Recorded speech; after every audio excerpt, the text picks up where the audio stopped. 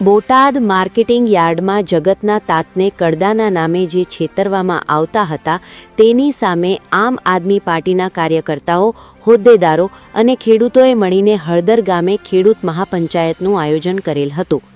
આ કાર્યક્રમ દરમિયાન અનેક ખેડૂતો અને આમ આદમી પાર્ટીના કાર્યકર્તાઓ ઉપર એફઆઈઆર દાખલ કરતા સતત 2 મહિનાના જેલવાસ બાદ આપના પોરબંદર લોકસભાના ઇન્ચાર્જ મહેશભાઈ કોટડિયા અને રોહિતભાઈ ભુવાને જામીન મળતા તેઓના વતન ઉમરાળીમાં તેમનું અડકેરું સન્માન સાથે સ્વાગત કરવામાં આવ્યું હતું।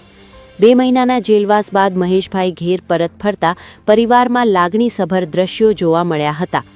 જેતપુર શહેર અને તાલુકા આમ આદમી પાર્ટીના હોદ્દેદારો અને કાર્યકર્તાઓ દ્વારા તેઓનું ઉમળકાભેર સ્વાગત કરવામાં આવ્યું હતું। આ તકે સૌ સાથે મળીને વીર ચાપરાજવાળા, ડોક્ટર બાબા સાહેબ આંબેડકર અને સરદાર વલ્લભભાઈ પટેલની પ્રતિમાને હારતોરા કર્યા હતા। આ તકે મહેશભાઈ કોટડિયાએ ખેડૂતોના હિત માટે સરકાર અથવા ખેડૂતોનું શોષણ કરનાર કોઈની પણ સામે લડી લેવાની તૈયારી બતાવી હતી। રિપોર્ટર સમીર ખાન બલોચ, જેતપુર।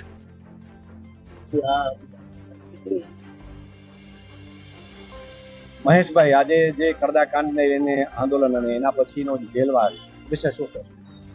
કડદા કાંડ વિશે તો આપણે જે અહીંયા કે આપણે જેતપુર થી રાજકોટ આ એરિયાની અંદર આપણે ફટ મારીએ છીએ એવું છે। અને બોટાદની અંદર એક કડદા પ્રથા છે।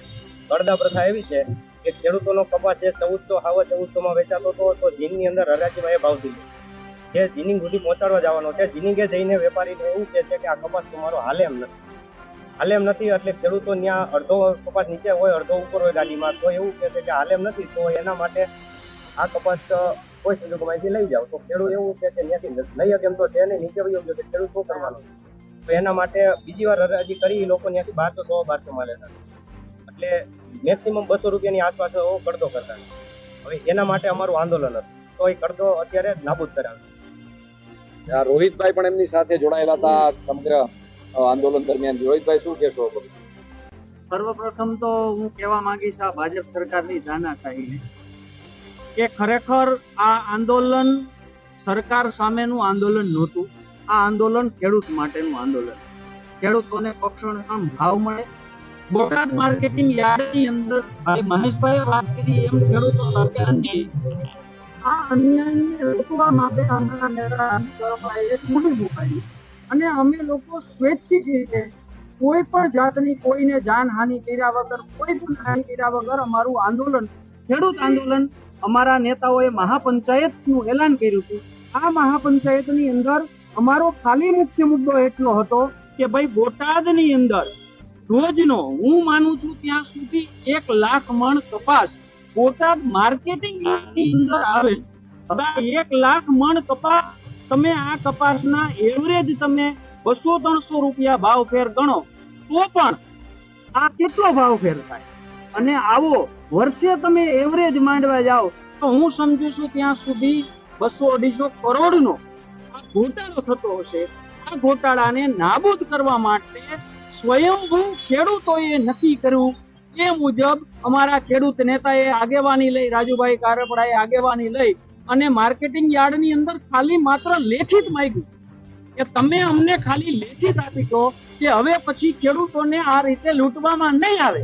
પણ આ તાનાશાહોની સરકારે ખેડૂતોને જેલમાં અને કડદો કરનારાઓને મહેલમાં આ યુક્તિ સાર્થક કરી અને ખેડૂતોને 2 મહિના સુધી, નિર્દોષ ખેડૂતોને 2 મહિના સુધી જેલવાસ ભોગવવો પડ્યો। પણ એ જેલવાસ દરમિયાન પણ એક પણ ખેડૂત નબળો નથી પડ્યો, ખેડૂતની હિંમત વધી છે।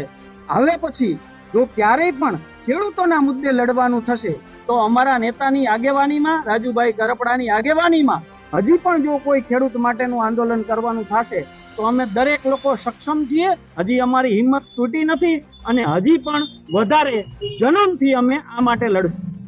મહેશભાઈ, અત્યારે જે જેતપુર માર્કેટિંગ યાર્ડમાં પણ એવા સમાચાર આવી રહ્યા છે કે સોયાબીનની ખરીદીની અંદર પણ બોટાદની અંદર જેને કડદો કહે છે ને અહીંયા એક પ્રકારની ખોટ એટલે કે જગતના તાતને છેતરવામાં આવે છે એ વાત સામે આવી છે। એના માટે શું તૈયારી છે આપણી? તૈયારી તો અત્યારે આ કાર્યક્રમ પૂરો થાય એટલે ખરીદી વિભાગમાં જવાના છે, શું છે કેવું છે જાણીએ અને પછી કેટલું બારદાનમાં છે 300 ગ્રામની આસપાસનું એક કટા ઉપર જાય છે તો મેક્સિમમ માનો કે 20-25 હજાર મણ પર ડેનું ખરીદી હશે। એના માટે આયોજન છે આજનું જવાનું.